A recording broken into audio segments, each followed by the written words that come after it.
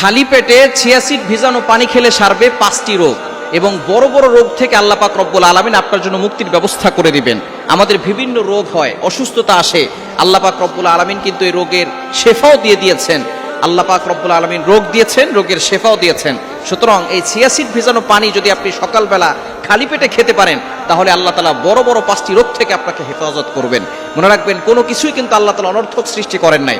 আল্লাহ তাআলা নিজে বলে দিয়েছেন, পবিত্র কোরআনুল কারীম খোলেন 4 নম্বর পারা 14 নম্বর পৃষ্ঠার 11 নম্বর লাইন, সূরা আলে ইমরানের 191 নম্বর আয়াতে আল্লাহ বলছেন, রব্বানা মা খালাকতা হাযা বাতিলা সুবহানাকা ফাকিনা আযাবান নার। আল্লাহ পাক রব্বুল আলামিন দুনিয়াতে কোনো কিছুই অনর্থক সৃষ্টি করেন নাই। এগুলো সব কিছু আল্লাহ তাআলা এই মানব জাতির সেবার জন্য, খেদমতের জন্য আল্লাহ পাক রব্বুল আলামিন তৈরি করেছেন। সুতরাং সকালবেলা আপনি খালি পেটে, রাতের বেলা চিয়া সিড ভিজিয়ে রাখবেন, সকালবেলা খালি পেটে সেই পানিটা খাবেন।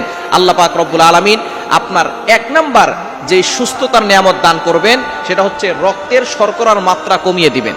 এই রক্তের শর্করার মাত্রা যদি বেড়ে যায় তাহলে একজন মানুষ বড় ধরনের ক্ষতির ভিতরে পড়ে যেতে পারে। এজন্য রক্তের শর্করার মাত্রা কমে যাবে। সকালবেলা আপনি শুধু